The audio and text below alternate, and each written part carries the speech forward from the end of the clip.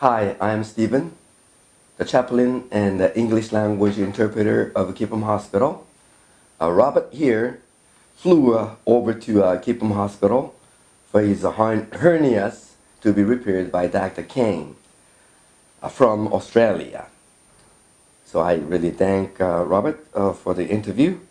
My first question is, how do you know Dr. Kang and Gipum Hospital, and what made you come here for surgery, which is not easy for you to make a decision of?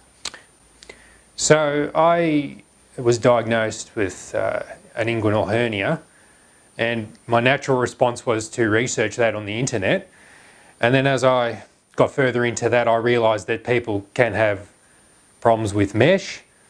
So I looked up meshless hernia surgery and eventually found Gipum Hospital on Google, and I was very interested in this. They have a website with Korean, Japanese and Chinese language, but also English, and it was quite detailed. So this is how I discovered the hospital.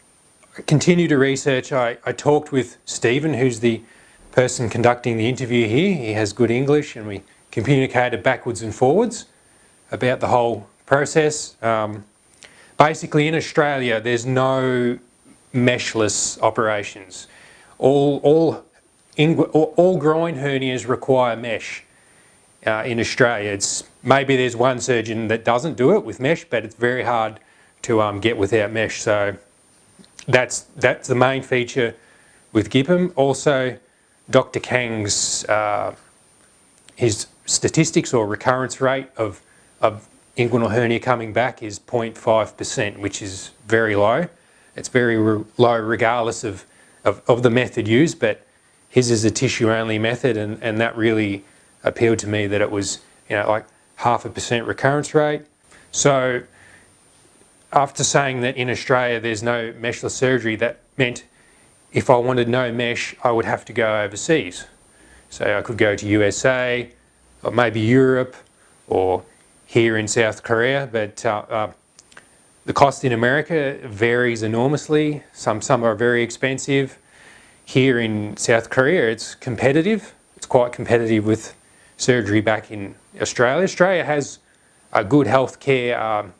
Costs are often covered by the government, but if you want a private surgery, you need insurance, or you have to pay yourself, which is fairly expensive, but here is very competitive. So yeah, those factors of low recurrence rate, competitive price, the flight wasn't too far. Add to that Stephen really looked after me with everything, picked me up from the airport. Considering I'm in a foreign country that doesn't speak a lot of English, I have been very well looked after. So that's what really led me to come over here. Robert, what do you want to say to suffering hernia people all over the world? I would recommend that people get their hernias fixed. I'm not a strong believer in watchful waiting. That's what I did, and mine got bigger. I had my hernia for about 2 years before I got it fixed, and over time it did get bigger. To give you an idea on the size, it was probably, this is from the outside looking at it, it's probably about that long, maybe that wide, and it bulged out a bit. And the bigger it gets, the more uncomfortable it is, and it'll only get worse. So you should do your homework, look into mesh repair, check out Gipum Hospital. Another reason why I decided on Dr. Kang for the surgery is because he's also done over 10,000 hernia operations. I don't consider hernia operation to be a minor operation, and I wanted a very experienced surgeon to do it. So that's another reason why I chose Dr. Kang. Dr. Kang's done other tissue repairs years ago. He's done mesh repairs of the groin before, but now he's developed his meshless method for groin hernia. He's done it over 5,000 times. So that gave me more confidence to go through it. Actually, you went through, beside the hernia repairs, lung CT scan and gastro and colonoscopy, and plus EKG. Can you talk about those tests? when I started organising to come over with Stephen, we arranged for me to have a colonoscopy and gastroscopy, and the good thing was that every time I spoke with Stephen, he remembered everything, and maybe we didn't speak to one another for a couple of weeks, but it was never forgotten. And even here when I'm in the hospital, everything's scheduled, and it all occurred at the time. The nurses always came, the meals were always served on time, appointments to have scans were always on time. So the hospital is very well organised, and also consider that I'm here in December, and in South Korea, a lot of people, they wait till the end of the year to take advantage of government subsidies on healthcare. So it's very busy at the hospital right now when I've come here, but everything still is running like clockwork. So I had CT scan, a lung scan, CT scan.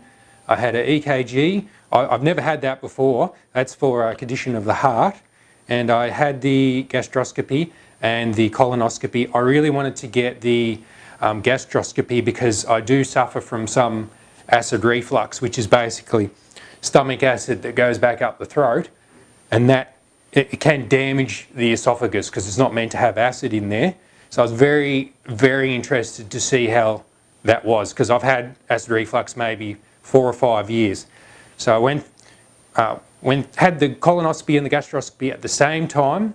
I was put asleep, no problems, woke up, got the results, and actually got a copy on CD-ROM of the results, saw the results in person on screen. I saw the pictures themselves. I saw the larynx, I saw the esophagus, I saw in the stomach, I saw just beyond the stomach, and everything was of perfect health. The staff were really surprised just how clean everything was in the whole digestive tract. So I was really, really happy about that, and I thought that the hospital performed really well. What about the CT check? The CT scan was fine as well. I'm not a smoker or anything like that, so I didn't feel that there probably would be a problem, but it was all okay as well. CT scan was perfect.